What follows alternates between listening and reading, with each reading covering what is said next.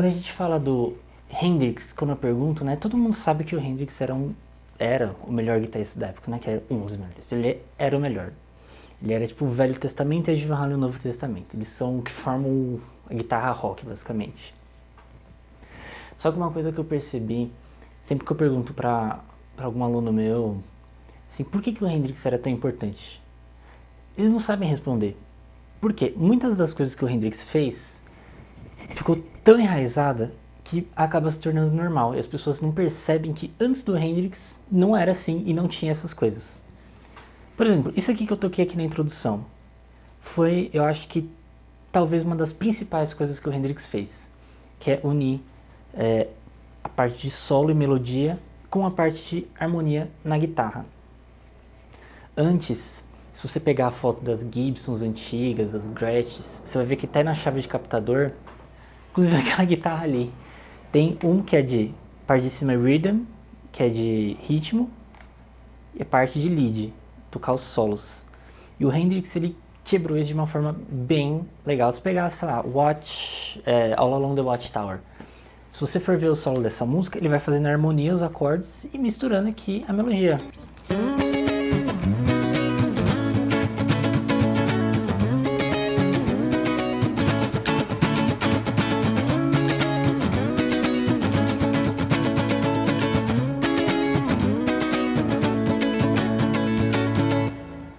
E ninguém basicamente fazia isso antes dele. Então isso foi uma coisa muito interessante, que ele sozinho tinha um efeito de duas guitarras, guitarra e o teclado, piano, que era um power trio, realmente power trio. O Hendrix preenchia muita coisa só com a guitarra. Na introdução desse vídeo eu toquei Hey Joe, só que, né, só que ao invés de só tocar os acordes no...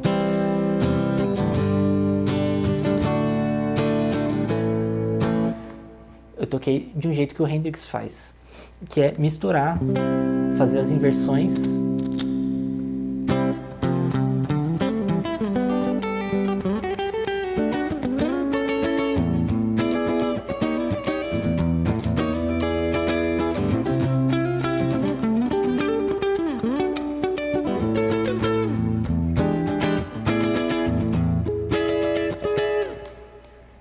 Que fica muito mais interessante, você vê meio que vai solando em cima da música. Aí você vê, tipo, sei lá, o John Frusciante faz bastante disso, Matheus Assato de uma forma muito extrema e sensacional, né, diga-se de passagem. Isso foi um aspecto muito importante porque é em relação à música inteira, é uma coisa composicional. Fora algumas outras coisas, como por exemplo, isso aqui...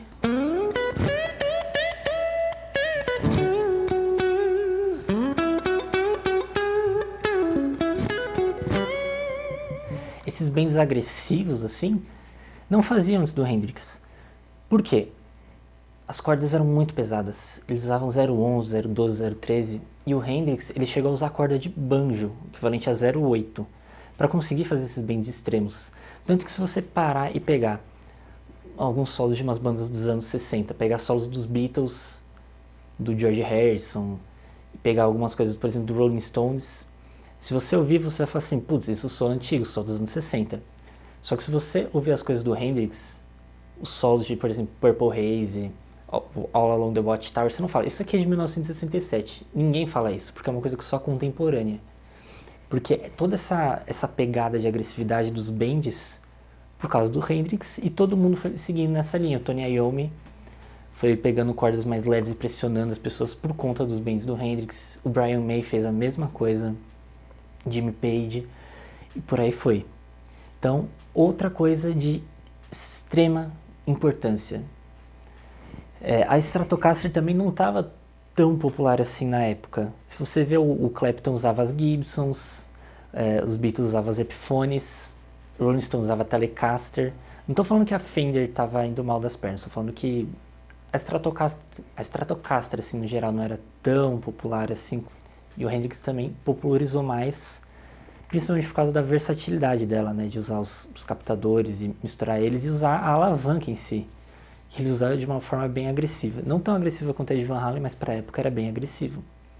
E falando em agressividade e fazer o som mais pesado, a distorção do Hendrix, o fuzz, os pedais de efeito wah-wah.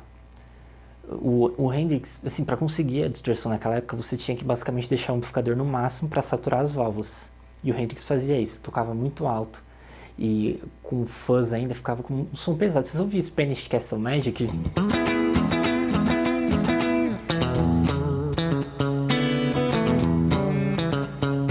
Tá certo que eu tô com um timbre clean aqui, não tá tão agressivo, mas é tipo o primeiro heavy metal assim da história, basicamente. Tem histórias até que o Hendrix ele falava para deixar os amplificadores ligados enquanto transportava, eles deixavam o gerador, né?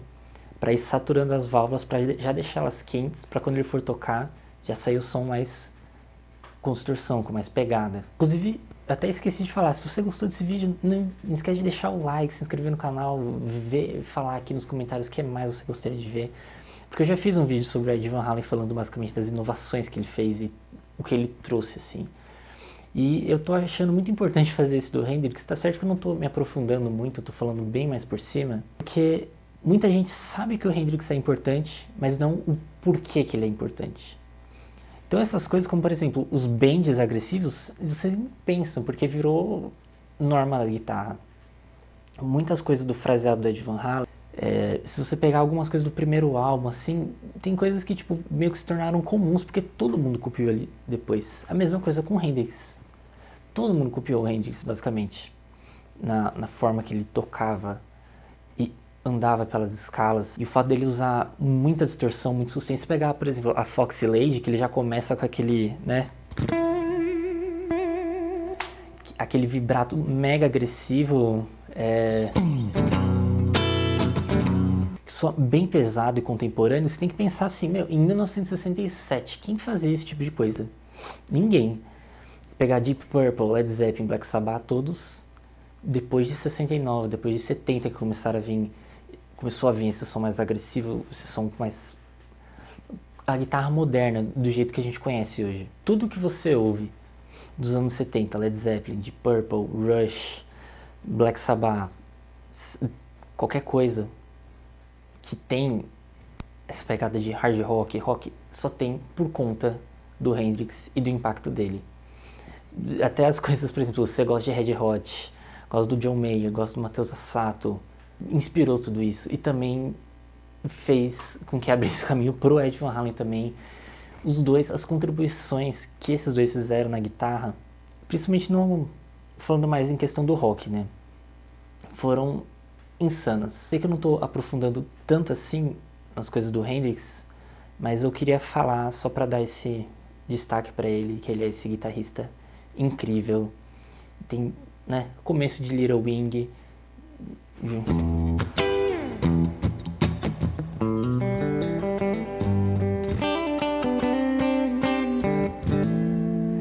o jeito que ele vai solando em cima dos acordes,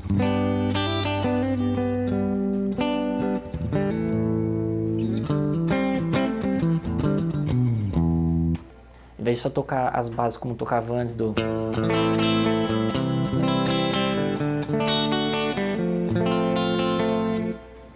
ou aqueles solos bem quadradões,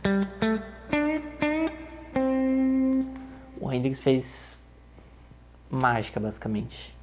A fluência que ele tinha na guitarra fez com que todo mundo ficasse para trás e tivesse que correr atrás. Quem não correu atrás...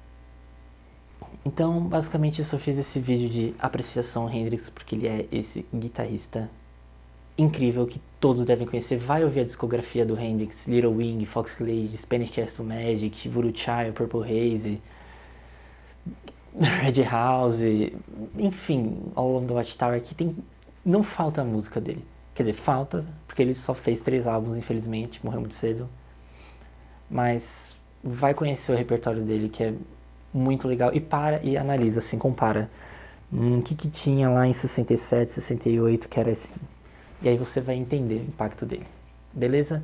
Então esse é o vídeo. Se você também não esquece de ver o do Ed Van Halen, que eu falei dos impactos dele, que tem muita gente que também não entende, acha que é só o tapping. Não foi só o tapping que ele fez, aí no vídeo você vai entender.